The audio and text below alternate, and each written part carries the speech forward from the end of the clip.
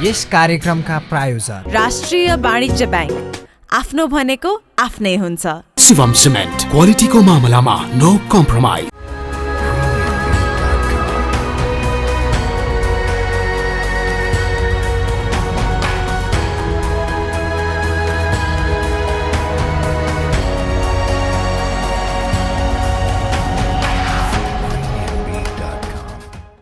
नमस्कार, उद्यमी संवाद टेलिभिजन कार्यक्रमको अर्को नयाँ श्रृङ्खलामा तपाईलाई स्वागत छ। म विशाल गैरे। बागमती प्रदेश सरकार, उद्योग, पर्यटन, वन तथा वातावरण मन्त्रालयले नेपाल उद्योग परिसङ्घ र विशाल मिडिया ग्रुपसँगको सहकार्यमा नेपाल टेलिभिजनका लागि यो कार्यक्रम तयार पारेको हो। उद्यमशीलताका विभिन्न विषय, प्रसङ्ग र सन्दर्भसँग जोडिएर हामी यो कार्यक्रममा संवाद गर्ने गर्छौँ। आजको संवाद कार्यक्रम हामीले काठमाडौँ उपत्यकामा निषेध आज्ञा जारी भइरहेका बेला कोभिड-19 का स्वास्थ्य मापदण्डका सबै प्रक्रिया अवलम्बन गरी आजको संवाद श्रृङ्खला अगाडि बढाएका छौँ।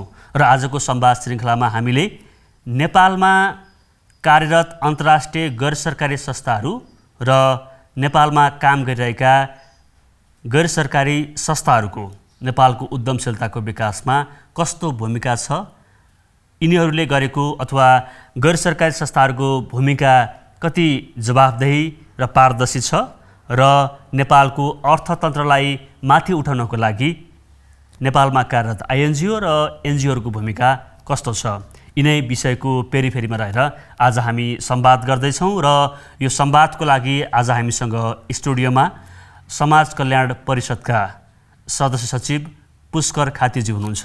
धन्यवाद। त्यसैगरी हामीसँग यो संवादको लागि गैर सरकारी संस्था महासङ्घका केन्द्रीय अध्यक्ष जिताराम लामाजी हुनुहुन्छ। नमस्कार। यहाँहरू दुवैजनालाई कार्यक्रममा स्वागत छ। धन्यवाद। म कार्यक्रमको सुरुवात हाम्रो पुष्कर खाती सरतर्फ गर्न चाहन्छु। तपाईँहरू खास गरेर सम्माननीय प्रधानमन्त्री केपी शर्मा ओलीज्यूको कार्यकालमै गएको 9 महिना अगाडि समाज कल्याण परिषदमा नयाँ नेतृत्व आएको छ र समाज कल्याण परिषदले खास गरेर अन्तर्राष्ट्रिय गैसहरू र नेपालमा काम गरिरहेका एनजिओहरूको नियमन गर्ने गर्छ। 9 महिना भइसकेछ खास गरेर समाज कल्याण परिषदमा तपाईँको नेतृत्वमा चाहिँ नयाँ कमिटी बनेको। यसबिचमा के काम गर्नुभयो खास गरेर उद्यमशीलताको विकासको लागि, नेपालको इकोनोमिक इम्पावरमेन्टको लागि? म यही प्रश्नबाट आजको संवाद सुरु गर्छु। धन्यवाद विशालजीलाई। यो अत्यन्तै महत्त्वपूर्ण कार्यक्रम उद्यमी संवादमा खास गरी गैर सरकारी क्षेत्रले उद्यमशीलतामा के योगदान गरिरहेको छ अथवा नियामक निकायको हिसाबले समाज कल्याण परिषदले त्यसलाई कसरी सहजीकरण गरेको छ भन्ने सन्दर्भमा तपाईँले यो संस्थागत रूपमा केही कुरा राख्ने अवसर दिनुभएको छ, त्यसका लागि धन्यवाद पनि छ। र खास गरी समाज कल्याण परिषदमा नयाँ नेतृत्व तपाईँले अघि नै भनिसक्नु भएको छ। नयाँ नेतृत्व आइसकेपछि केही महत्त्वपूर्ण डिपार्चरहरू चाहिँ हामीले अगाडि सारेका छौँ। त्यो भनेको पहिलो कुरा चाहिँ यो सामाजिक क्षेत्रलाई आज हामी राष्ट्रिय गौरवको क्षेत्रका रूपमा कसरी विकास गर्न सकिन्छ भन्ने दिशामा काम गरिरहेको छौँ। यो चाहिँ एउटा सैद्धान्तिक कुरा छ र त्यसलाई कार्यान्वयन गर्ने सन्दर्भमा चाहिँ 2वटा क्षेत्रमा हामी अलिक केन्द्रित भएर काम गरेका छौँ। एउटा चाहिँ यो क्षेत्रको सुशासनको विषय, यो क्षेत्र भन्नाले खास गरी गैर सरकारी क्षेत्र र समाज कल्याण परिषद आफ्नै सुशासनका सन्दर्भमा हामी केन्द्रित भएर काम गरिरहेका छौँ। दोस्रो कुरो चाहिँ सामाजिक क्षेत्रहरूबाट अथवा गैर सरकारी क्षेत्रबाट गरिएका कार्यक्रमहरूलाई कसरी नतिजामुखी बनाउन सकिन्छ, यो दुईटाको संयोजन बनाउन सक्यौँ भने, सुशासन र नतिजामुखी कार्यक्रम बनाउन सकियो भने चाहिँ हामी यो क्षेत्रलाई राष्ट्रिय गौरवको क्षेत्रका रूपमा काम गर्न सकिन्छ अथवा स्थापित गर्न सकिन्छ भनेर लागिरहेका छौँ। दोस्रो कुरो चाहिँ अहिले पनि हामीले हेऱ्यौँ भने नेपालभरि छरिरहेका सङ्घ संस्थाहरूले चाहिँ कहीँ न कहीँ आफ्ना कार्यक्रम मार्फत चाहिँ उद्यमशीलतालाई प्रवर्धन गरिरहेको छ र त्यसलाई प्रवर्धन गर्ने सन्दर्भमा केही चाहिँ कृषिको क्षेत्रबाट, केही चाहिँ रोजगारीको क्षेत्रबाट, केही चाहिँ नवप्रवर्तनको क्षेत्रबाट, केही चाहिँ खास गरी आय आर्जनको क्षेत्रबाट चाहिँ योगदान गरिरहेको छ र त्यो गरिएका योगदानहरू कहीँ न कहीँ गैर सरकारी संस्थाहरूले चाहिँ त्यसको सहजीकरण गरिरहेका छन्, त्यसलाई चाहिँ कार्यान्वयन गरिरहेका छन्। तर सँगसँगै एउटा के छ भने त्यसमा केही जटिलताहरू पनि छ। त्यो भनेको चाहिँ आजको नेपालको विद्यमान ऐन र कानुनी व्यवस्था के हो त भन्दाखेरि नेपाली गैर सरकारी संस्थाहरू चाहिँ गैर नाफामूलक संस्थाका रूपमा दर्ता भएका छन्। कहिलेकाहीँ चाहिँ त्यो गैर नाफामूलक हुनुको अर्थ त्यसको व्याख्या कसरी गर्न गरिएको छ भने उसले चाहिँ नाफा कमाउन पाउँदैन र त्यसले केही कानुनी व्यवधानहरू छन् जसले गर्दा उद्यमशीलतामा यो क्षेत्रले गरेको पहल अथवा योगदानलाई चाहिँ स्वतस्फूर्त रूपमा अथवा यसलाई चाहिँ विस्तार गर्ने सन्दर्भमा केही जटिलता छन् र हामीले खास गरी नेपालमा चाहिँ नयाँ एकीकृत सामाजिक विकास ऐन बनाउने सन्दर्भमा चाहिँ एउटा सैद्धान्तिक प्रश्न अगाडि सारेका छौँ। त्यो भनेको चाहिँ नेपाली गैर सरकारी संस्थाहरू अब के हो त भन्दाखेरि नाफामूलक संस्थाका रूपमा अब यसलाई अगाडि बढाउनुपर्छ। त्यो नाफा चाहिँ सेयर होल्डरहरूले अथवा सदस्यहरूले चाहिँ बाँड्न नपाउने गरी नाफामूलक तर नाफा बाँड्न नपाउने संस्थाका रूपमा हामीले अगाडि बढाउन खोजिरहेका छौँ र त्यो नीतिगत व्यवस्थापन गर्न खोजिरहेका छौँ। र त्यसो भयो भने योभन्दा ठुलो क्षेत्रका रूपमा योभन्दा धेरै चाहिँ सामाजिक क्षेत्रले नेपाली गैर सरकारी अथवा अन्तर्राष्ट्रिय गैर सरकारी संस्थाहरूले चाहिँ उद्यमशीलतामा अझ बढी योगदान गर्न सक्ने अवस्था छ। म यो सँगै जोड्न चाहन्छु। जस्तो अहिले हामी गएको 1 वर्षदेखि हामी यो कोरोना भाइरसको महामारीसँग जुधिरहेका छौँ र नेपालको अर्थतन्त्रलाई उद्यमशीलतालाई कसरी रिभाइभ गर्न सक्छौँ भनेर पनि सोचिरहेका छौँ। नेपालमा अहिले पछिल्लो तथ्याङ्क हेऱ्यौँ भने समाज कल्याण परिषदमा करिब 52,000 भन्दा बढी गैर सरकारी संस्थाहरू आबद्ध छन्। त्यस्तै अन्तर्राष्ट्रिय गैर सरकारी संस्थाहरू पनि करिब 231 वटा छन्, 1-2 वटा तलमाथि भइरहन्छ। र पछिल्लो समय यो कोभिड-19 पछि नेपालमा काम गर्ने एनजिओ या आइएनजिओको उद्यमशीलताको प्रोग्रामहरूमा केही चेन्जेसहरू आएको छ या कुन मोडेलमा काम गरिरहनु भएको छ? खास गरी कोभिडको यो सिचुएसनमा विगत 1 वर्षदेखि नेपाली समाज मात्र नभएर विश्व मानव समुदाय नै जुधिरहेको छ र हामीले चाहिँ गैर सरकारी संस्थाहरूलाई अहिले हामीले आह्वान गरेको विषय के हो त भन्दाखेरि 2टा कुरा। एउटा चाहिँ कोभिडको खास गरी स्वास्थ्य जुन समस्या आएको छ त्यससँग जुझ्नका लागि आफ्ना कार्यक्रमहरूलाई चाहिँ केन्द्रित गरिदिनुहोस् भनेका छौँ। दोस्रो चाहिँ त्यसबाट जुझ्ने चाहिँ स्वास्थ्यको कुरा मात्रै भएन, जुन अर्थतन्त्रमा जुन ढङ्गको धक्का लागेको छ र त्यसलाई चाहिँ पुनरुत्थान गर्ने सन्दर्भमा पनि आफ्ना कार्यक्रमहरूलाई केन्द्रित गर्नुहोस् भनेर हामीले आह्वान गरेका छौँ। र त्यसो गर्दाखेरि चाहिँ नीतिगत रूपमै त्यो क्षेत्रमा काम गर्नका लागि चाहिँ सहज रूपमा स्वीकृति गर्ने अथवा त्यसका चाहिँ कतिपय ऐन अथवा व्यवस्था नीति निर्देशिकाहरूले चाहिँ निर्धारित गरेका सीमाहरूलाई पनि हामीले फुकाएका छौँ। र स्वाभाविक रूपमा यो क्षेत्रले खास गरी रोजगारीका सन्दर्भमा यो चाहिँ र आय आर्जनका क्षेत्रमा चाहिँ आफ्ना कार्यक्रमहरू ठुलो सङ्ख्यामा चाहिँ यो कोभिड रेस्पोन्समा चाहिँ खर्च गरेको छ। म एउटा उदाहरण मात्रै दिन खोज्छु। जस्तो थुप्रै सङ्घ संस्थाहरूले कहिलेकाहीँ चाहिँ यो क्षमता विकासका कामहरू पनि गरिरहेको अवस्था थियो। थुप्रै सङ्घ संस्थाहरूले चाहिँ शिक्षासँग डाइरेक्ट काम गरिरहेको अवस्था पनि थियो। तर अहिले विद्यालय बन्द भएको अवस्थामा त्यसलाई अनलाइन अथवा पद्धतिको विकास गर्ने र बाँकी भएको स्रोत चाहिँ फेरि पनि त्यो आय आर्जनमा फेरि पनि कोभिडसँग लड्नका लागि चाहिँ स्वास्थ्यको क्षेत्रमा लगानी भएको अवस्था छ। जितराम लामा सरतर्फ जान चाहन्छु। अघि पनि हामीले संवाद गऱ्यौँ 52,000 भन्दा बढी गैर सरकारी संस्थाहरू छन् र गैर सरकारी संस्था महासङ्घमै 6,500 भन्दा बढी एनजिओहरू आबद्ध छन्। एनजिओहरूले खास गरेर उद्यमशीलतामा काम गर्ने गैससहरूको भूमिका योगदान या उनीहरूले काम गर्ने तरिकामा के बदलाव आएको छ, म यही प्रश्न गर्न चाहन्छु।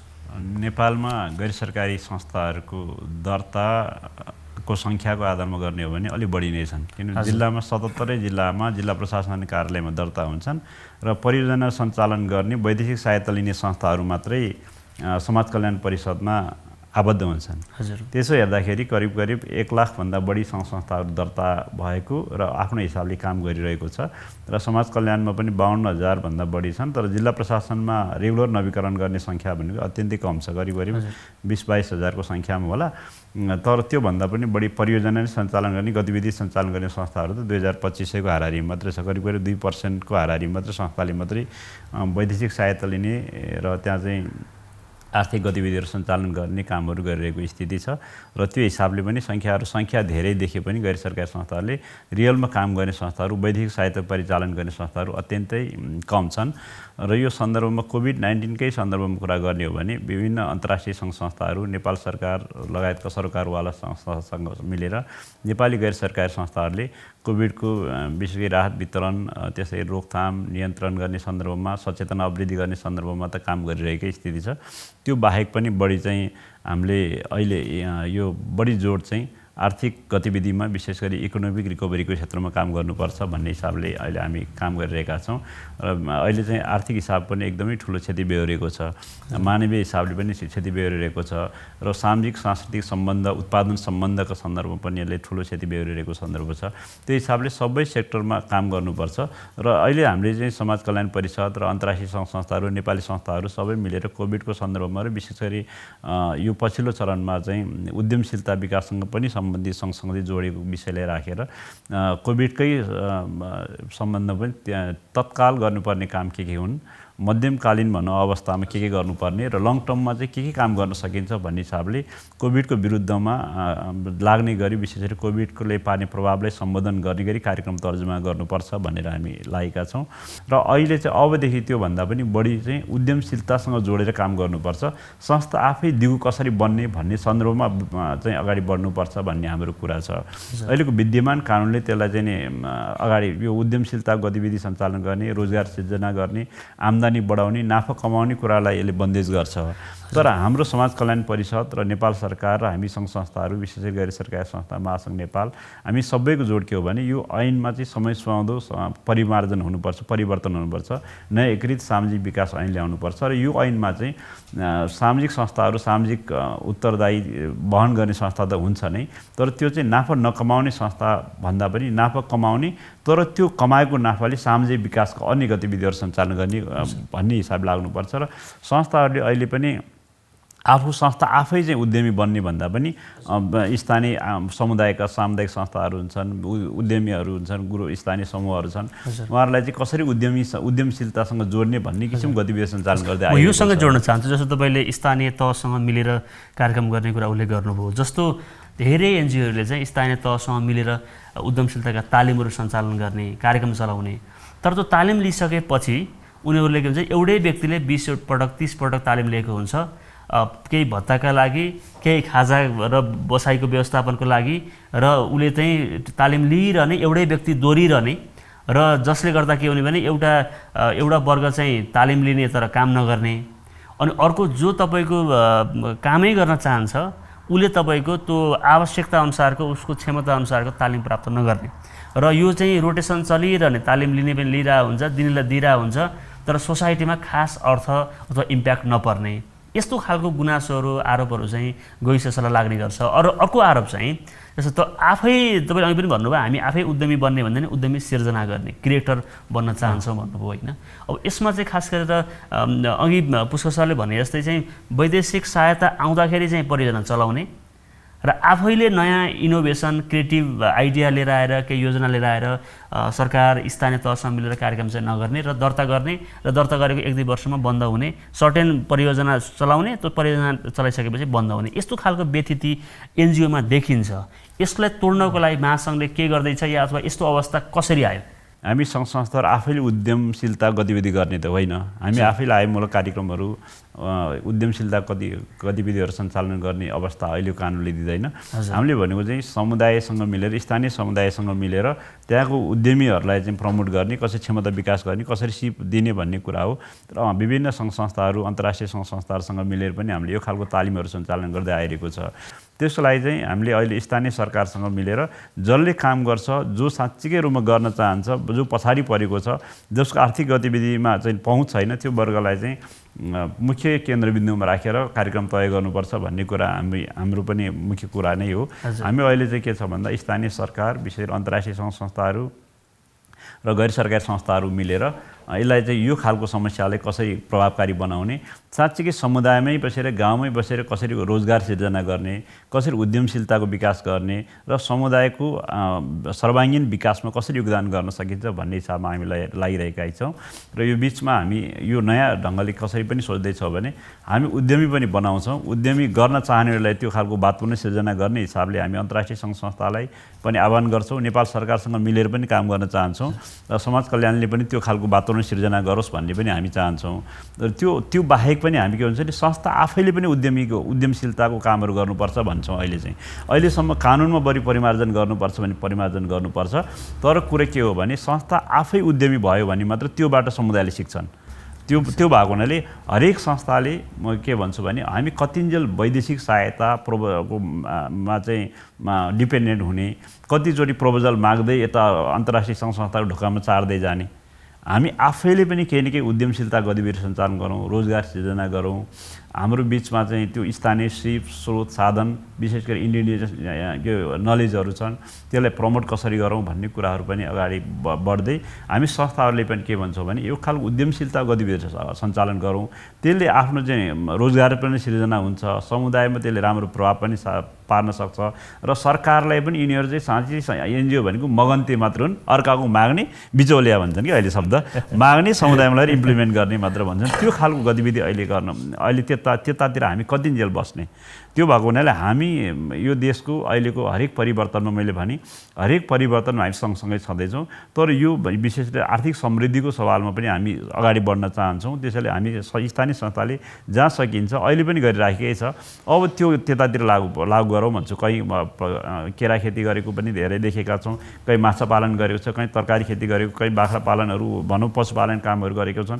कतिपय तालिम केन्द्रहरू आफैले सञ्चालन गरेको धेरै संस्थाहरू पनि छन् र त्यो कतिपय संस्थाहरूले माइक्रो फाइनेन्स पनि चलाएर धेरै सुरुवात पनि गरेका छन् नेपालमा। त्यो भएको हुनाले त्यो खालको कुराले चाहिँ कानुनबाट व्यवस्थित गर्नुपर्छ भन्ने हो कि। तर त्यसबाट जति प्रफिट हुन्छ त्यो प्रफिटले कम्युनिटी डेभलपमेन्टमा लगाउँ, जनताको क्षमता विकासको सन्दर्भमा, विशेष गरी सचेतना अभिवृद्धिको सन्दर्भमा हुनसक्छ, सामाजिक परिचालनको सन्दर्भमा हुनसक्छ। त्यो नाफाले चाहिँ त्यो समाजको सर्वाङ्गीण विकासमा लाग्ने हो भने हामी यो उद्यमशीलता पनि विकास हुने। तपाईँको उद्यमी संवादको मुख्य उद्देश्य पनि यस्तै होला। त्यो हिसाबले पनि अगाडि बढ्न सक्छ। म फेरि आउँछु तपाईँसँग। जस्तो जितराम सरले पनि यो कम्युनिटी डेभलपमेन्ट र सर्वाङ्गीण होलिस्टिक डेभलपमेन्टको कुराहरू गर्नुभयो। खास गरेर नेपालमा कार्यरत अन्तर्राष्ट्रिय गैर सरकारी संस्थाहरूको धेरै उनीहरूले काम गर्ने एरियाहरू हेऱ्यो भने चाहिँ कम्युनिटी डेभलपमेन्ट भनेको हुन्छ, समुदायको विकास भनेको हुन्छ। अहिले खास गरेर नेपालमा काम गर्ने यो जुन एनजिओ आइएनजिओहरू छन्, यसको जे उद्देश्य हो, मोटो हो, त्यही अनुसारले काम भइरहेको छ। नियामकको आँखाबाट हेर्दा के पाउनुहुन्छ र उहाँहरूले कुन कम्युनिटी डेभलपमेन्ट भन्नुहुन्छ, साँच्चै त्यसबाट परिवर्तन आएको छ? नेपालको सामाजिक रूपान्तरणको सन्दर्भमा, नेपालको विकासका सन्दर्भमा र ओभरअल नेसनल डेभलपमेन्टको सेक्टरमा चाहिँ यसको यथेष्ट योगदान छ। त्यसमा हामीले स्थापित सत्यहरू छन्। तर अघि जुन सङ्ख्या अथवा जुन आयाममा यो क्षेत्रमा संस्थाहरू क्रियाशील छन्, सबैले एकदमै ठिकठाक छ त भन्यो भने चाहिँ फेरि हामीले 100% ठिक छ भन्ने पक्षमा छैनौँ। त्यसकारण अहिले हामीले समाज कल्याण परिषदले के गरिरहेका छौँ, त्यसकारण हामीले सुशासनको कुरा गरेको, त्यसकारण परिणाममुखी चाहिँ कार्यक्रम अथवा नतिजामुखी कार्यक्रमको कुरा गरेको। परिषदले पछिल्लो समयमा कहाँ जान खोज्दैछ भन्ने कुरा चाहिँ जब सिपमूलक तालिमहरू, स्किल बेस्ड ट्रेनिङहरू लिइन्छ, त्यो विभिन्न लेभलको हुने गर्छ, लेभल 1, लेभल 2, लेभल 3। र अहिले हामीले अनिवार्य रूपमा के भनेका छौँ भने वैदेशिक सहायतामा सञ्चालन हुने त्यस्ता कार्यक्रमहरू यदि लेभल 1 ट्रेनिङ लिइन्छ भने त्यो स्थानीय सरकारमा त्यसको तथ्याङ्क बुझाउनुपर्छ। अथवा त्यही संस्थाले लेभल 1 ट्रेनिङ गरिसकेको छ भने उसले फेरि त्यही लेभल 1 ट्रेनिङको हामी त्यही ठाउँमा स्वीकृति दिँदैनौँ, जसले गर्दा ऊ अर्को लेभलमा पुगोस् र उद्यमी बन्न सकोस्। तालिमको अल्टिमेट लक्ष्य त उद्यमी बन्ने हो नि त।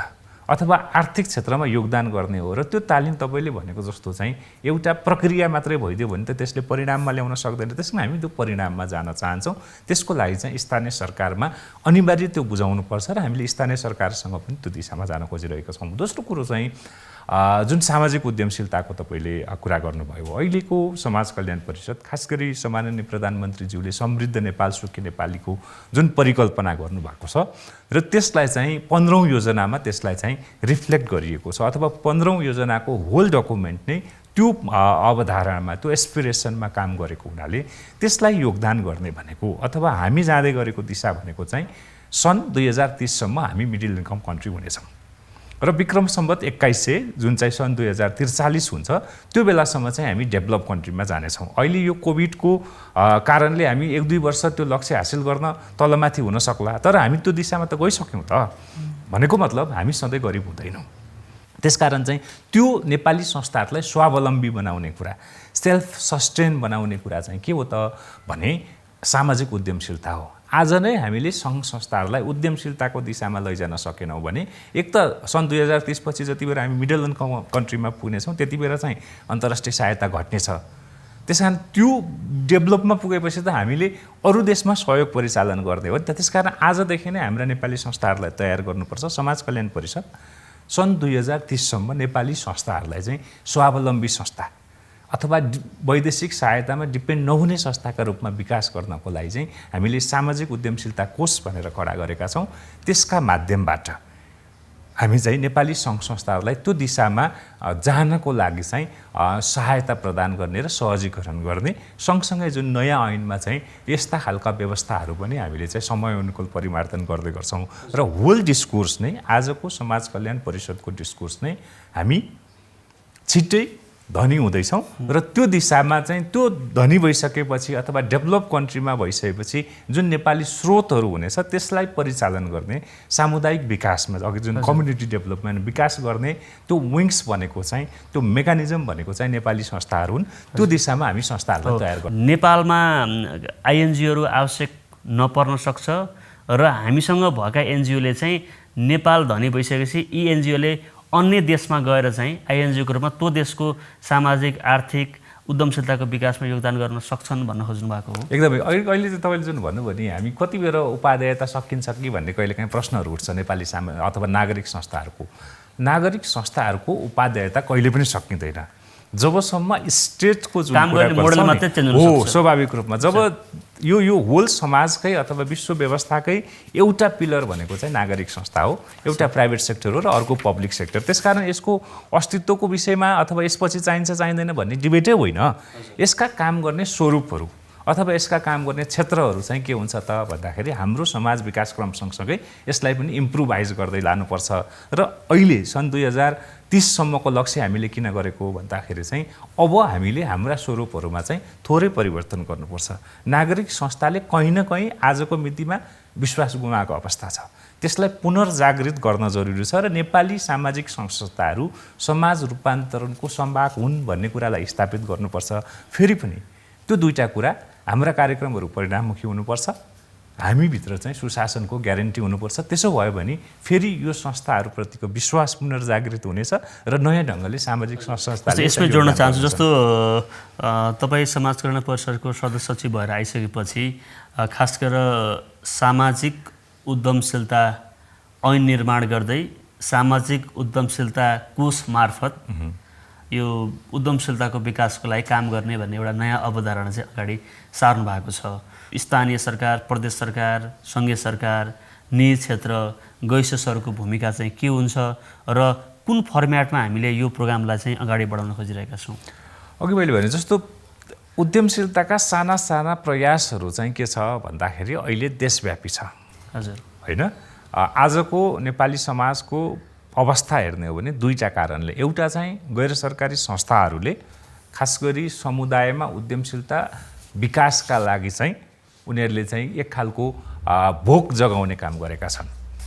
अर्को चाहिँ खास गरी नेपाली ठुलो पपुलेसन विदेशमा काम गर्न जान्छ, उनीहरूले केही सिकेर फर्केका छन्, त्यसले पनि नेपालमा उद्यमशीलताको वातावरण बनाएको छ। तेस्रो कुरो चाहिँ नेपाल सरकार आफै यो समृद्ध नेपाल सुखी नेपालीको परिकल्पनालाई साकार बनाउन चाहिँ उद्यमशीलतामा चाहिँ ठुलो इन्भेस्टमेन्ट गरिराखेको छ। त्यसमा निजी क्षेत्र जस्तो तपाईँले अघि ब्याङ्कको कुरा गर्नुभयो, उनीहरूको आजको होल फोकस नै के हो त भन्दाखेरि उद्यमशीलता विकास गर्ने। नागरिक समाज भनेको चाहिँ त्यो सरकारका बिचमा, तिनै तहको सरकारको बिचमा र निजी क्षेत्रलाई जोडेर यो उद्यमशीलताका पहलहरूलाई चाहिँ एकीकृत गर्ने र त्यसलाई चाहिँ अलिक ठुलो स्केलमा लैजानको लागि चाहिँ सहजीकरणको भूमिकामा आज जान सक्छन्। त्यसो भयो भने अघि हामीले जुन डिस्कोर्स सुरु गऱ्यौँ नि, वैदेशिक सहायतामा डिपेन्डेन्ट नागरिक समाज अथवा नेपाली गैर सरकारी संस्थाहरू भोलिको दिनमा नेपाली स्रोत परिचालन गर्ने चाहिँ सहजीकरण र सहजकर्ताका भूमिकामा स्थापित हुन सक्छन् र स्वयं उनीहरू पनि चाहिँ के हुन्छ त भन्दाखेरि उद्यमी बन्न सक्छन्, उसले समुदायलाई उद्यमी बन्न सक्छ। यो परिकल्पनालाई चाहिँ कार्यान्वयन गर्ने सन्दर्भमा चाहिँ समाज कल्याण परिषदभित्र रहेको अन्तर्गत रहेको चाहिँ सामाजिक उद्यमशीलता कोष त्यसको चाहिँ सहजीकरणको भूमिकामा हुन्छ। जस्तो नेपालमा कार्यरत अन्तर्राष्ट्रिय गैससहरू र नेपालमै दर्ता भएका गैर संस्थाहरूले काम गर्दै जाँदाखेरि जुन उद्यमशीलताको लागि भनेर बजेट ल्याए, तर उद्यमशीलतामा काम नगरेर अन्त खर्च गरे, अथवा यो गुड गभर्नेन्सको कुरा, ट्रान्सपरेन्सीको कुरामा यदि उनीहरूले चाहिँ काम गरेनन् भने त्यस्ता संस्थालाई कारवाही गर्ने या कानुनको दायरामा ल्याउने विषय चाहिँ के छ अथवा व्यवस्था के छ? यही विषयमा चाहिँ अघि नै हामीले नीतिगत रूपमा सुधार गरेको थियौँ। समाज कल्याण परिषदमा स्वीकृत भएका सबै परियोजनाहरू, वैदेशिक सहायतामा स्वीकृत सबै परियोजनाहरू पहिला चाहिँ के हुँदैन थियो, अनुगमन र मूल्याङ्कनको व्यवस्था थिएन। हजुर, आज हामी अहिले आएर गत वर्षको भदौ 31 को चाहिँ बोर्डले एउटा निर्देशिका पारित गर्यौँ कि नेपालमा वैदेशिक सहायताबाट स्वीकृत सबै कार्यक्रमहरूको अनुगमन हुनेछ, मूल्याङ्कन हुनेछ र त्यो मूल्याङ्कनमा कहीँ कतै कैफियत भयो भने हजुर, हामी त्यसलाई पनि अब एकैचोटि कारबाहीको विषयमा त्यो चाहिँ त्यसका त्यहाँभित्र रहेका कमी अथवा त्यहाँभित्र रहेका चाहिँ कमजोरीका मात्राले निर्धारण गर्ने हो। गम्भीर विषय छ भने स्वाभाविक रूपमा कारबाहीको रूपमा जान्छ, तर त्यो जुन क्षेत्रमा काम गर्नु त्यो भएको छैन भने हामीले बिस्तारै त्यसलाई चाहिँ नियमनको दिशामा लैजान्छौँ र हामीसँग आजको मितिमा त्यो संरचना छ, हामी त्यो दिशामा काम गरिरहेका छौँ। हस्, धन्यवाद दिन चाहन्छु। म अब जितराम लामा सरतर्फ जान चाहन्छु। आज हामी यो 2078 सालको वैशाखको 3rd विकतिर यो कार्यक्रम चाहिँ छायाङ्कन गर्दैछौँ र यो उद्यमी संवाद कार्यक्रमको यो समयमा छायाङ्कन गर्नुको एउटा उद्देश्य चाहिँ खास गरेर हाम्रो जेठ 15 मा सङ्घीय सरकारको बजेट आउँछ, नीति कार्यक्रमहरू आउँछ, त्योभन्दा अगाडि असार 1 गते बजेट आउँछ, त्योभन्दा नीति कार्यक्रमहरू प्रदेश सरकारले ल्याउँछन्। खास गरेर अब आगामी दिनमा स्थानीय सरकार, प्रदेश सरकार, सङ्घीय सरकार, समाज कल्याण परिषद जस्ता निकायसँग के अपेक्षा गर्छन्? कार्यक्रमका हिसाबले, नीतिगत व्यवस्थाको हिसाबले चाहिँ के परिवर्तनहरू भइदियो भने चाहिँ आइएनजिओलाई र गैससलाई सजिलो हुन्छ?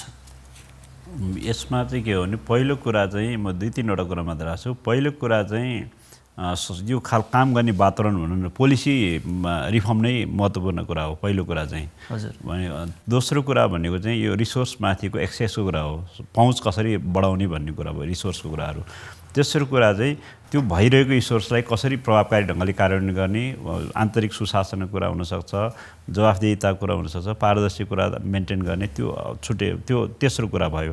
त्यति भयो भने मात्रै हामी चाहिँ अगाडि बढ्न सक्छौँ। र अर्को भनेको चाहिँ समन्वय र सहकारीको कुरा नै भयो।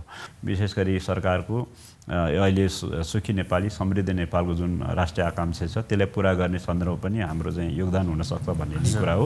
र त्यो हिसाबले हामी के भन्छौँ भने सरकारसँग मिलेर जाने कुरामा त हामी छँदैछौँ र अन्तर्राष्ट्रिय सङ्घ संस्थाले त्यो अनुसारको वातावरण गर्नुपर्यो, तयार गर्नुपर्यो। र नेपाल सरकारले नीतिगत रूपमा भनौँ न कानुनमा भएका व्यवस्थालाई चाहिँ नि अहिले छिटोभन्दा छिटो फुकाउनु पर्यो। यो अहिले सङ्घ संस्थासँग सम्बन्धित कानुन चाहिँ संस्था दर्ता ऐन 2034 अहिलेसम्म पनि विद्यमान छ र त्यो अहिले सङ्घ संस्थाको दर्ता नवीकरण चाहिँ सबै त्यो सङ्घ संस्था दर्ता ऐन 2034 अन्तर्गत नै हुन्छ। यसलाई प्रायोरिटीमा राख्नु पर्यो र यसको योगदानलाई पनि रिकग्नाइज गर्नु पर्यो भन्ने कुरा हाम्रो मुख्य कुरा भयो। त्यसैले गर्दा समाज कल्याण परिषद विशेष गरी महिला बालबालिका तथा ज्येष्ठ नागरिक मन्त्रालय र हामी नागरिक सङ्घ सङ्गठन मिलेर सामाजिक क्षेत्र राष्ट्रिय गौरवको क्षेत्र किन नहुने भन्ने हिसाबले पनि सामाजिक क्षेत्र राष्ट्रिय गौरवको क्षेत्र भनेर गत वर्ष हामीले सामाजिक सेवा दिवसको सन्दर्भदेखि नै यो चाहिँ हामी यसलाई राष्ट्रिय गौरवको क्षेत्र बनाउनुपर्छ भनेर लागेका छौँ। त्यो भयो भने हामी साँच्चीकै निड बेस्ड एप्रोचबाट चाहिँ अगाडि बढ्न सक्छौँ। हामी रेडिमेड मोडेलबाट होइन कि टेलर मेड मोडेल के नापजाप गर्ने त्यहाँको नेपालको मौलिकता अथवा आवश्यकता अनुसारको प्रोजेक्ट डिजाइन गर्नु पर्यो। कम्युनिटीमा जाने छलफल गर्ने अनि त्यहाँ साँच्चीकै त्यहाँको मान्छे के गर्न चाहन्छन् त त्यसको आधारमा प्रोजेक्ट डिजाइन गरौँ। आवश्यक त्यहाँ चाहिँ उद्यमशीलता चाहिँ त्यताबाट उद्यमी बन्न चाहनेको नाम सङ्कलन गरौँ र उहाँहरूको आवश्यकता अनुसार त्यो तालिम दिएर सिपमूलक तालिम दिने। तालिम मात्रै दिने कुराले अब उद्यमशीलता विकास हुँदैन। त्यसैले अहिले चाहिँ के हो भने हामी के कुरामा जोड दिन्छौँ भने तालिम दिइसके पछाडि पनि के गर्नु पर्यो नि उहाँको बिउ पुँजी हुन्छ नि त्यो चाहिँ भनेको सिड मनी चाहिँ त्यहाँ ग्रान्ट पनि दिनु पर्यो।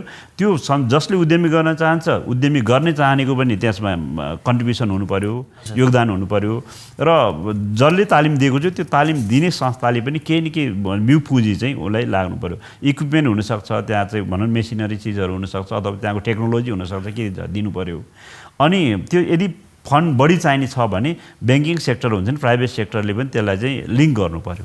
हजुर त्यो भयो भने मात्रै उद्यमी साँच्चीकै उद्यमशीलता विकास हुन सक्छ। हामी संस्थाले पनि त्यसरी अगाडि बढ्न चाहन्छौँ। जस्तो अहिले पछिल्लो समय हेऱ्यो भने स्थानीय तहहरू खास गरेर प्रदेश सरकारहरूले पनि एनजिओ आइएनजिओबाट चाहिँ मुलुक बन्दैन, समृद्ध बन्दैन, उद्यमशीलताको विकास हुँदैन, हामीले नै गर्नुपर्छ, दातृ संस्थाको मुख ताकेर मात्रै हुँदैन र एनजिओ खास गरेर आफ्नो जीविकोपार्जनको माध्यमको रूपमा चाहिँ विकास भइरहेछ भन्ने खालको प्रश्न उठाउनुहुन्छ। र सँगसँगै पछिल्लो समय त यस्तो भएको छ कि जस्तो एउटा उदाहरण दिन्छु, यो गरिबी निवारणको लागि लघु उद्यम विकास कार्यक्रम भन्ने जुन तपाईँको चाहिँ पहिला मेडे थियो पछि मेडपा प्रोग्राममा गयो र स्थानीय तहहरू अहिले आफैले योभन्दा अगाडि गत वर्ष चाहिँ हाम्रो गरिसकेका संस्था मार्फत बजेट परिचालन भएर त्यो मार्फत तालिम दिने उद्यमी सिर्जना गर्ने हुन्थ्यो भने अहिले स्थानीय तह गाउँपालिका नगरपालिका स्वयंले नै सहजकर्ता राख्ने र त्यो उक्त सहजकर्ता मार्फत चाहिँ आफै कार्यक्रम चलाउने भनेर अगाडि बढाउनु भएको छ र अहिले नीति कार्यक्रमहरू यसरी आएका छन्। यसमा तपाईँ के भन्नुहुन्छ? म के भन्छु भने यो मुलुकको अहिलेसम्मको जति परिवर्तन भएको छ त्यसमा नेपाली नागरिक सङ्घ सङ्गठनको योगदान कम छैन।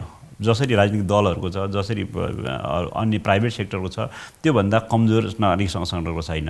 त्यसैले मुलुक अहिले चाहिँ विशेष गरी हामी एकदम लिस्ट डेभलप कन्ट्रीबाट अब चाहिँ मिडल इन्कम कन्ट्रीमा ग्रेजुएट हुँदैछ। यस्तो बेलामा पनि नागरिक सङ्घ सङ्गठनले अन्तर्राष्ट्रिय सङ्घ संस्थाले गरेको योगदान कमजोर छैन। अहिलेको विशेष गरी हाम्रो देशमा चाहिँ स्रोत साधनको एकदमै अभाव छ। हामी सीमित स्रोत साधनबाट अधिकतम रूपमा चाहिँ यसबाट अधिकतम फाइदा लिनुपर्ने स्थिति छ। त्यो भएको हुनाले हामी के भन्छौँ भने सङ्घ संस्थाको कामै छैन भनेर अहिले भनिराख्यो, यहाँले भन्नुभयो काम छैन भने पुरै संविधानमा के नेपालमा कानुनमै संशोधन गरेर छैन भन्ने भइहालेन, हामी काम गर्नुपर्छ भन्ने छैन। तर के छ संविधानमा चाहिँ नेपालको संविधानको धारा 17 मा सङ्घ संस्थाको अधिकारलाई चाहिँ मौलिक हकको रूपमा सङ्गठित हुन पाउने अधिकारले व्यवस्था गरेको छ। हामी के भन्छौँ भने सरकारलाई स्थानीय सङ्घ संस्थाको भूमिका प्रभावकारी छ कि छैन उहाँहरूले गाउँ गाउँ गएर बुझ्दै भइहाल्यो। अहिले भनौँ अहिलेको सचेतनाको लेभल जनताले आफ्नो कुरा आफू माग राख्ने कुराहरू आफैले के उद्यमशीलता गतिविधि सञ्चालन गर्ने मात्र होइन, हरेक परिवर्तनमा योगदान छ कि छैन आफैले हेर्दा हुने भयो। यदि छँदै छैन भन्यो भने त्यो अनुसारको व्यवहार होस्, यदि छ भने त्यसले व्यवस्थित गरोस् भन्ने पनि हो कि। जस्तो समाज कल्याण परिषदको अघि सदस्यले भने जस्तै नेपाल विकसित राष्ट्र भएर अन्तर्राष्ट्रिय सहयोगलाई क्रमशः घटाउँदै जाने, देशभित्रका गैर सरकारी संस्थाहरूलाई पनि आत्मनिर्भर बनाउँदै सामाजिक उद्यमशीलतामा लैजाने जुन मोडेल छ यो मोडेलमा गैसे समाजसँग कन्भिन्स छ। हामी त्यो मोडेलबाटै जानुपर्छ भन्छौँ र भोलिको दिनमा यदि संस्था यो नेपाल चाहिँ समृद्ध भयो सबै हिसाबले सबै हामीले सोचे जस्तो पुरा भयो भने पनि सङ्घ संस्थाको भूमिका कमजोर हुँदैन। अहिले सबैको पश्चिमा देशहरूमा युरोपियन कन्ट्रीहरूमा अमेरिकामा अस्ट्रेलिया सबैमा सङ्घ संस्थाको भूमिका बढी प्रभावकारी छ। किनभने त्यहाँको भूमिका भनेको अहिले मानवाधिकार, सामाजिक न्याय, सुशासन, समानताको कुराहरूमा विशेष गरी बालबालिकाको अधिकारको सन्दर्भमा अरू अधिकारमुखी अवधारणाहरू बढी आउलान्। त्यतिखेर अरू कुरा राज्यलाई कसरी जनताप्रति उत्तरदायी बनाउने, कसरी जिम्मेवार बनाउने, जनताको अधिकारसँग जोडेको कुराहरूमा चाहिँ प्रमोट गर्ने कुरा त्यतिखेर आउलान्। तर अहिले भनेको हामी मुलुकलाई चाहिँ एकदम आर्थिक समृद्धितिर जानुपर्ने स्थिति छ। अहिलेको भनेको चाहिँ विशेष गरी हामी चाहिँ हाम्रो देशलाई आत्मनिर्भर, विशेष सङ्घ संस्थालाई आत्मनिर्भर बनाउने, हाम्रो हरेक जनताहरू चाहिँ उद्यमी बनाउने कुराहरू त भनेपछि जस्तो हिजो गैर सरकारी संस्थाहरूले चाहिँ अवेरनेसका प्रोग्रामहरू अनि तपाईँको चाहिँ जुन माइक्रो लेभलका कम्युनिटीको चेतनाको स्तरलाई बढाउने काम गर्थे भने अबको दिनमा उनीहरूको मोडेल चाहिँ उद्यमी सिर्जना गर्ने आर्थिक जीविकोपार्जनको क्रियाकलापमा जोड दिने र कुराहरूमा, देशको अर्थतन्त्रलाई रिभाइभ गर्ने गरी करिकुलमहरू भनौँ नीति कार्यक्रमहरू बनाएर त्यो ढङ्गबाट जान चाहन्छन् या जानुपर्छ? अब हाम्रो मोडेल भनेको त्यसरी विशेष गरी इकोनोमिक रिकभरी मैले अघि भने लाइभलीहुडको एक्टिभिटिजमा अलिक बढी जोड दिनुपर्छ अहिले सन्दर्भमा। त्यसो भन्दै पनि हिजोको मानवाधिकार, सामाजिक न्याय, सुशासन, पारदर्शिता, जवाफदेहिता लगायतको जुन अधिकारमुखी कुराहरू छन् त्यसलाई चाहिँ अहिले कमजोर भयो भन्ने होइन, त्यसलाई सँगसँगै जानुपर्छ। त्योलाई छोडेर आर्थिक गतिविधि मात्र सञ्चालन गर्नुपर्छ भन्ने होइन। मैले भनेको अहिले नै सबै काम चाहिँ सङ्घ संस्थाको आवश्यक छैन भन्ने होइन कि त्यसलाई कसरी बढी प्रभावकारी बनाउने, साझेदारीको लेभलले कसरी स्केल अप गर्ने भन्ने कुरामा अलिक जोड दिनुपर्छ। हस्, धन्यवाद दिन चाहन्छु। म अब पुष्कर सरतर्फ आउन चाहन्छु। उद्यमशीलताको विकासको लागि पनि खास गरेर यो सरकार, निजी क्षेत्र, गैसस, अन्तर्राष्ट्रिय गैससहरूको यो स्टेक होल्डर कन्सर्न जस्तो सामूहिक बसेर एउटा कन्सेप्टमा चाहिँ हामीले अब हाम्रो मुलुकको उद्यमशीलताको विकास, समाजको विकासलाई यसरी लैजान्छौँ भनेर एउटा अवधारणामा कन्भिन्स भएर सबै तह र तबकाहरू त्यही संरचनामा काम गर्ने हो भने बल्ल त्यो नतिजा आउन सक्छ र त्यो नतिजाले मात्रै समृद्ध नेपाल, सुखी नेपालको नारालाई साकार पुर्याउन सक्छ भन्ने कुरामा कन्भिन्स हुन सक्छौँ? हजुर, स्वाभाविक रूपमा समुदाय, सरकार र निजी क्षेत्रलाई जोड्ने र समुदायलाई परिचालन गर्ने सन्दर्भमा सबैभन्दा उपयुक्त र सबैभन्दा एक्सपर्ट अर्गनाइजेसन भनेको चाहिँ गैर सरकारी संस्थाहरू, समुदायमा आधारित संस्थाहरू हुन्छन्। त्यसकारण तर सँगसँगै दुईटा तिनवटा कुरा म यहाँको बिचमा राख्ने अनुमति चाहन्छु। तर त्यसका लागि आजको समाज कल्याण परिषद र हाम्रो नेतृत्व फेरि पनि नागरिक संस्थाहरूको चाहिँ स्वायत्तताको कुरा र सुशासनको कुरामा र हामी अत्यन्तै प्रतिबद्ध छौँ। तर सँगसँगै सुशासनको मामलामा हामी कम्प्रोमाइज गर्छौँ। सुशासनको मामिलामा कुरा गर्दा मैले भने जस्तो सरकार र समाज कल्याणसँगको अपेक्षा कि उहाँ हाम्रो जितराम सरले बताइसक्नु भएको छ, त्यसरी अन्तर्राष्ट्रिय गैसस र नेपालमा काम गर्ने गैससहरूसँग नियामक निकायका हिसाबले समाज कल्याण परिषदको अपेक्षा के हो? कसरी अगाडि उहाँहरू आइदिए हुन्थ्यो या काम गरे हुन्थ्यो भन्ने अपेक्षा गर्नु? त्यही नै हो, अघि मैले भने जुन सुशासनको अवधारणामा हामी स्वाभाविक रूपमा कम्प्रोमाइज गर्न चाहँदैनौँ। आजको नेतृत्व सुशासनको मामलामा कम्प्रोमाइज गर्दैन। दोस्रो कुरो चाहिँ हामी रेगुलेटरी मेकानिजम अथवा चाहिँ नियामक निकाय भइ नै रहँदा पनि हामी त्यसलाई सहजीकरण गर्दै यो क्षेत्रलाई अगाडि बढाउन चाहन्छौँ। र तेस्रो विषय चाहिँ आजको मितिमा नेपालको आवश्यकताको आधारमा मात्रै वैदेशिक सहायता परिचालन हुनुपर्छ र नेपाली गैर सरकारी संस्था अथवा अन्तर्राष्ट्रिय गैर सरकारी संस्थाहरूले आफ्ना कार्यक्रम तर्जुमा गर्दा त्यो नेपाली मौलिक आवश्यकतामा आधारित हुनुपर्छ। त्यो भनेको कहीँ न कहीँ आज हामीले छलफल गरेको विषय सामाजिक उद्यमशीलताको विषय पनि एउटा हो र यो दिशामा चाहिँ अब सङ्घ संस्थाहरू। हस्, हामी कार्यक्रमको अन्त्यतिर छौँ र अन्त्यमा म खास गरेर यो समाज कल्याण परिषद पनि तपाईँको नेतृत्वमा अहिलेको टिमले आगामी दिनमा कसरी काम गर्छ र उद्यमशीलताको विकासको लागि खास गरेर समाज कल्याण परिषदले प्रपर गर्न सक्ने, गर्न खोजेका भावी योजनाहरू के छन्? आजको जमाना अनुसार चाहिँ डिजिटलाइजेसनमा जान खोज्दैछौँ।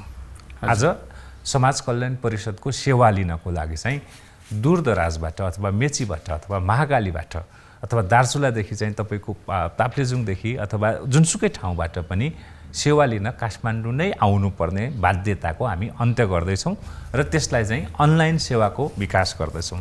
त्यो अनलाइनमा अथवा डिजिटल गभर्नेन्समा जाने भनेको कहीँ न कहीँ हाम्रा परम्परागत जुन विधि विधान प्रक्रियाहरू छन् अथवा सेवा प्रवाह छ त्यसले पनि कहीँ न कहीँ त्यो अनियमितताहरू, त्यो अप्ठ्याराहरूलाई योगदान गरेको छ। र अझ अब हामी सुशासनलाई सुनिश्चितता गर्ने एउटा टुल्सका रूपमा चाहिँ डिजिटल गभर्नेन्समा गइरहेछौँ र त्यो दिशामा जान साथै स्वाभाविक रूपमा धेरै कमीहरू चाहिँ हुन्छ। र मैले विगतका बारेमा हामी चाहिँ विगतको नेतृत्वलाई दोष दिएर मात्रै आजको नेतृत्व उम्किन सक्दैन। त्यसकारण हामी परिवर्तनको सुरुवात चाहिँ हामीबाट गर्न चाहन्छौँ र यो मेरो आह्वान पनि हो कि त्यो खास गरी समुदायलाई र गैर सरकारी संस्थालाई यदि कहीँ कतै समाज कल्याण परिषद एउटा नियामक निकायका रूपमा चाहिँ कमी गर्छ भने, यसको मेसिनरीमा कहीँ कमी देखिन्छ भने अथवा यसको नेतृत्वमा कहीँ बदनियत देख्छ भने कृपया आवाज उठाउनुहोस् र त्यो आवाजलाई सम्बोधन गर्नका निमित्त हामी प्रतिबद्ध छौँ। त्यो दिशामा हामी अगाडि बढेका छौँ। हस्, धन्यवाद दिन चाहन्छु। म जितराम सरतर्फ आउन चाहन्छु। खास गरेर यो गैर सरकारी संस्था महासङ्घ देशैभरका गैर सरकारी संस्थाहरूको छात्र सङ्गठन पनि हो र खास गरेर यो कोभिड-19 पछि गैर सरकारी संस्थाले काम गर्ने मोडलमा पनि परिवर्तन आएको छ। यति बेला जो गैसमा सक्रिय रूपमा काम गरिरहनु भएको छ र ती साथीहरूलाई यो टेलिभिजन कार्यक्रम मार्फत खास गरेर उद्यमशीलताको विषयमा के सन्देश के म्यासेज दिन चाहनुहुन्छ या कसरी काम गर्ने मोडल चाहिँ तपाईँले दिन चाहनुहुन्छ? अझै पनि गैर सरकारी संस्थाको सन्दर्भमा कुरा काट्नेहरू कमी छैनन्। चिया पसलमा होस् कि राजनीतिक नेताहरू कि पत्रकारज्यूहरू होस् कि हरेकले कुरा काट्छन्। त्यो कुरा काट्ने वातावरणलाई कसरी अन्त्य गर्ने भन्नेतिर पनि हामी लाग्नुपर्छ। त्यसैले हामी आफै उद्यमी बन्दै हाम्रो गतिविधिलाई पनि त्यो अनुसार राख्नु पर्यो। सुशासन, विशेष गरी पारदर्शिता, जवाफदेहीको सन्दर्भमा हामी अलिकति बढी प्रष्ट हुनु पर्यो, किनभने हामी धेरै जसो गैर सरकारी संस्थाहरू अरूको सुशासनको कुरा गर्छौँ, अरूको पारदर्शिताको कुरा गर्छौँ, तर हामी बिचमा पनि त्यसलाई कायम राख्दै भोलिको दिनमा साँच्चीकै हामी नागरिक संस्थाहरू स्वायत्त संस्था, विशेष गरी अविच्छिन्न उत्तराधिकारवाला स्वायत्त संस्था हुनेछन्।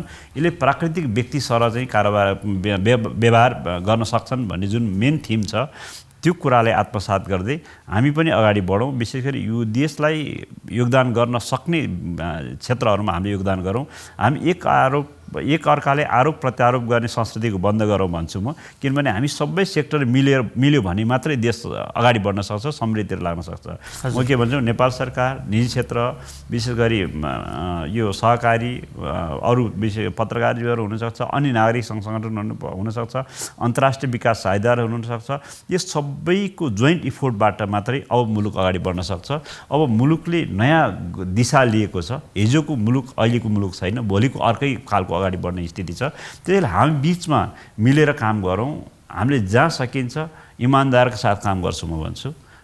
यसो भयो भने मात्र हामी अगाडि बढ्न सक्छौँ। हस्, धन्यवाद दिन चाहन्छु। आज हामीले खास गरी यो नेपालको उद्यमशीलता विकासमा अन्तर्राष्ट्रिय गैर सरकारी संस्था र नेपालका गैर सरकारी संस्थाको भूमिका के हुन्छ, समाजकरण परिषदको भूमिका के हुन्छ भन्ने विषय संवाद गऱ्यौँ। यो निकै ठुलो क्षेत्रको विषयमा हामीले उद्यमशीलतासँग जोडेर आज यो संवाद गऱ्यौँ र हामी खास गरेर यो संवादको निचोड पनि के हो भने कम्तीमा पनि नेपालका गैसहरू चाहिँ यो एन्टरप्रेन्योरशिप फ्रेन्डली हुन्, उद्यमी मैत्री बनुन् र उद्यमशीलताको विकासमा सहजीकरण गरून् र ती संस्थाको नियामक निकाय समाजकरण परिषद र उनीहरूलाई पनि उद्यमशीलता विकासतर्फ प्रेरित गरोस् भन्ने उद्देश्य हो र यो उद्देश्यतर्फ तपाईँहरूको योगदान रहनेछ भन्ने अपेक्षासहित समय र संवादको लागि म दुवैजना अतिथिज्यूहरूलाई धन्यवाद दिन चाहन्छु। धन्यवाद। उद्यमी संवादको आजको बहसमा हामीले नेपालको उद्यमशीलता विकासका लागि अन्तर्राष्ट्रिय गैर सरकारी संस्थाहरू, नेपालका गैर सरकारी संस्थाहरू र त्यसको नियामक निकाय समाज कल्याण परिषदको भूमिका के हुन्छ, अहिलेको अवस्था के छ र अबको आर्थिक पुनरुत्थानको जुन अभियान छ यसमा ती संस्थाहरूको भूमिका के रहन्छ भन्ने विषयमा संवाद गऱ्यौँ। आजको संवाद श्रृङ्खला तपाईँलाई कस्तो लाग्यो? सल्लाह सुझाव र प्रतिक्रियाका लागि स्क्रिनमा देखिएको इमेल र फोनमा प्रतिक्रिया दिन सक्नुहुन्छ। तपाईँ यो कार्यक्रम नेपाल टेलिभिजनको अनलाइन संस्करण र विशाल मिडिया ग्रुपको फेसबुक, ट्विटर, युट्युब र इन्स्टाग्राममा गएर पनि खोज्न र हेर्न सक्नुहुन्छ। आजको संवाद श्रृङ्खला सकिएको छ। अर्को हप्ता अर्को कुनै नयाँ विषय र प्रसङ्गका साथ उपस्थित हुनेछौँ। तबसम्मका लागि प्राविधिक समूहसहित म विशाल गैरी पनि बिदा हुन्छु।